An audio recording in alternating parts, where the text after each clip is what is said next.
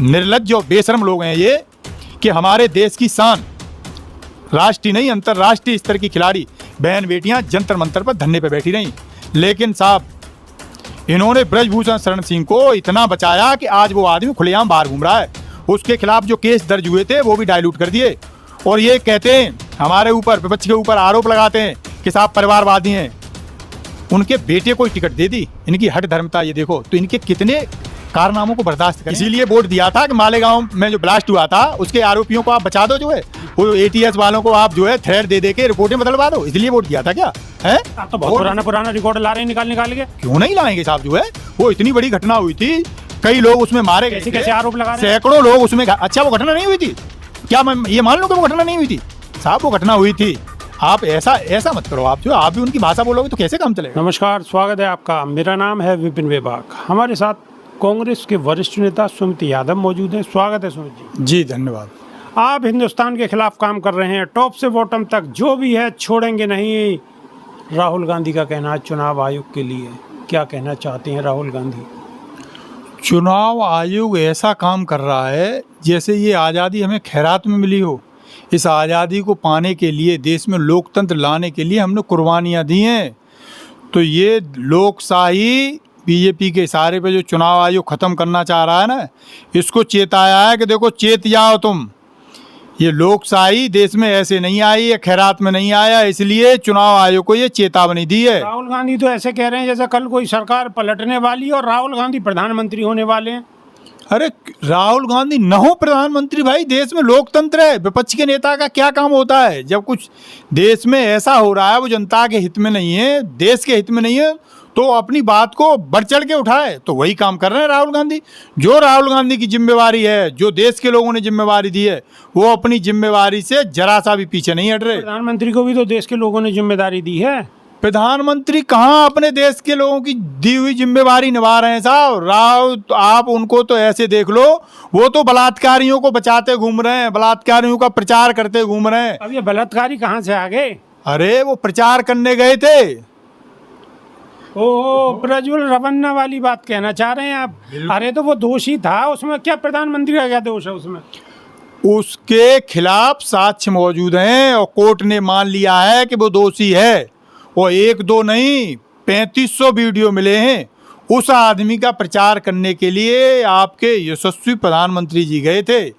और देखिए आप जो है इतने निर्लज्ज और बेशर्म लोग हैं ये कि हमारे देश की शान, राष्ट्रीय नहीं अंतर्राष्ट्रीय स्तर की खिलाड़ी बहन बेटियां जंतर मंतर पर धरने पे बैठी रहीं। लेकिन साहब इन्होंने ब्रजभूषण शरण सिंह को इतना बचाया कि आज वो आदमी खुलेआम बाहर घूम रहा है। उसके खिलाफ जो केस दर्ज हुए थे वो भी डाइल्यूट कर दिए और ये कहते हैं हमारे ऊपर, विपक्ष के ऊपर आरोप लगाते हैं कि साहब परिवारवादी हैं। उनके बेटे को टिकट दे दी, इनकी हट धर्मता ये देखो। तो इनके कितने कारनामों को बर्दाश्त करें हम? आपने भी तो बेटियों को टिकट दे दी। हमने साहब जो है बेटी को टिकट दे दी तो हमने कोई गलत काम नहीं कर दिया। हमने बेटी के ये कहा कि बेटी तेरे साथ गलत हुआ है, हम तेरे साथ हैं, पूरा देश तेरे साथ है। आपने न्याय दिलवा दिया। पूरी कोशिश करी, भरपूर कोशिश करी और कोशिश करते रहेंगे साहब। आज भी हमारा नेता जो है, किसी के साथ अन्याय होता है तो हमारा नेता ये नहीं देखता ये किस धर्म का है, किस बिरादरी का है, किस जाति का है। हमारा नेता उसकी आवाज़ पार्लियामेंट में खड़े होकर उठाता रहेगा। जो है देश की बहन बेटियों की इज्जत पे कभी आँच नहीं आने देगा। हमारा नेता ऐसा है, चोर को चोर कहने वाला है हमारा नेता। ऐसे नहीं कि आप कुछ भी चाहे मनचाही बात जो है वो बोल दें। हमारे देश के यशस्वी प्रधानमंत्री को 135 करोड़ लोगों ने वोट दिया है।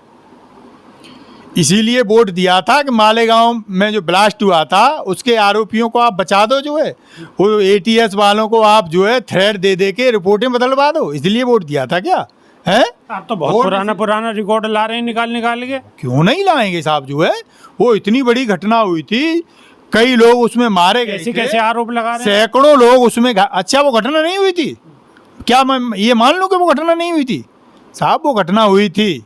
आप ऐसा मत करो। आप भी उनकी भाषा बोलोगे तो कैसे काम चलेगा? मैं सवाल पूछ रहा हूँ, भाषा नहीं। ऐसी भाषा मत बोलो। वो घटना हुई थी साहब, सैकड़ों परिवार जो उजड़ गए उसमें जो है, और उनकी बात नहीं उठाए हम। जो है आप देखिए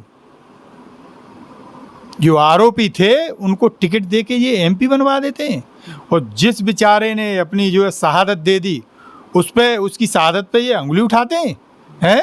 ये कैसे, मतलब क्या मानसिकता है इनकी? इनकी मानसिकता देखिए आप जो है। और ये हम कोई सवाल कहें तो हमको हिंदू विरोधी कह देते हैं, हमसे कहते हैं ये तो भाई धर्म विरोधी हैं, ये तो हमारे संतों का अपमान कर रहे हैं। ये तो संत नहीं हो सकते साहब जो है। ये तो हम कह रहे हैं कि जो आतंकवादी हैं, ये कल भी आतंकवादी थे, ये आज भी आतंकवादी हैं। वो तो कहते हैं कि मंदिर बनवाया हमने, आपने भगवान श्री राम को इतने दिन टाट में रखा। तो मंदिर आपने बनवा दिया तो मंदिर की आड़ में आप ऐसे कृत्य करोगे? हैं? मंदिर की आड़ में ये तो नहीं होने देंगे कि मंदिर की आड़ लेके आप ऐसे कृत्य करो। हैं? ब्रजभूषण शरण सिंह जैसे जो है अपराधी को आप बचाए डोल रहे हो, सेंगर जैसे अपराधी को आप बचाए डोल रहे हो, पूरी पार्टी में आपने ये बलात्कारी भर रखे हैं जो है, और हम आपकी जिंदाबाद करते ना, ये कदापि नहीं होगा साहब जो है। हरगिज नहीं होने देंगे आप, ये मान लीजिए। राहुल गांधी वहाँ चुनाव आयोग को घेर रहे हैं, यहाँ आप मोदी जी का नाम ले लेके और जो है इन बलात्कारियों का नाम ले रहे हैं बराबर, उन्हें उनसे जोड़ रहे हैं। क्या समझाना चाहते हैं देश को? राहुल गांधी क्यों नहीं घेरे हैं साहब चुनाव आयोग को? चुनाव आयोग खुलेआम वोटों की लूट करवा रहा है और राहुल गांधी उस पर कुछ कहे नहीं। राहुल गांधी अपनी आंखों में पट्टी बांध रहे हैं। ऐसा तो नहीं होने देंगे साहब। ये लोकतंत्र के लिए बहुत खून बहाया है, बहुत कांग्रेसियों ने बलिदान दिए हैं, तो राहुल गांधी उसी पीढ़ी से आते हैं। उन्हें जो है आप ऐसे मान लीजिए, इनके मंसूबे हरगिज पूरे नहीं होने देंगे राहुल गांधी। ये जो मंसूबे पाल रखे हैं ना इन्होंने कि हम डरा देंगे, धमका देंगे, तो ये दिन में ऐसे सपने देखना बंद कर दो आप। कदापि आपके मंसूबे पूरे नहीं होने देंगे हम जो है।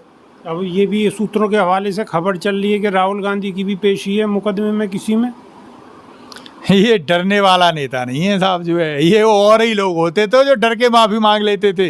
ये इन्हीं की पार्टी में कहिए या इन्हीं के पूर्वज रहे हैं जो डर के माफ़ी मांग लेते थे। हमारा नेता डरने वाला नहीं है। नेता क्या, हमारा तो हर कार्यकर्ता बब्बर शेर है। वो इनकी गीदड़ भभकियों से डरने वाला नहीं है। ऐसे छिछोरे आरोप लगा रहे हैं उस व्यक्ति पे। प्रधानमंत्री मोदी भी 56 इंची है। अरे छोड़िए साहब, जो आदमी ये कहता हो कि मैंने 35 साल भीख मांग के गुजारा किया है, वो आदमी राहुल गांधी के चरित्र पे जो अंगुली उठा रहा है, ऐसे आदमी को चुल्लू भर पानी में डूब जाना चाहिए जो है। जिसके बाप दादाओं ने सैकड़ों करोड़ की अपनी संपत्ति देश को दान कर दी, कह दिया हमें कोई ज़रूरत नहीं है, ये पूरा देश हमारा घर है, वो उसके बाद बारिश पे अंगुली उठा रहे हो। शर्म आनी चाहिए आपको जो है।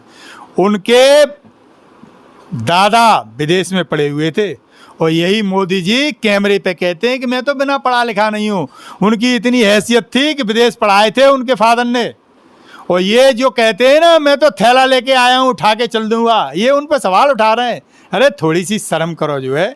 इतना जाहिलपना क्यों दिखा रहे हो साहब आप जो है? ये शोभा नहीं देता। जब कोई थूकता है ना आसमान की तरफ तो उसी के ऊपर ही गिरता है। वही हाल ये भाजपा कर रही है। भाजपा क्या कर रही है और सुमित यादव क्या कह रहे हैं और राहुल गांधी का निशाना चुनाव आयोग पर क्यों है, ये बड़े सवाल हैं। देश की जनमानस को भी इन सवालों के बारे में सोचना होगा। तो अभी के लिए सिर्फ इतना ही। नई वीडियो में फिर रूबरू होंगे। बहुत बहुत शुक्रिया। शुक्रिया साहब जी, धन्यवाद। नमस्कार।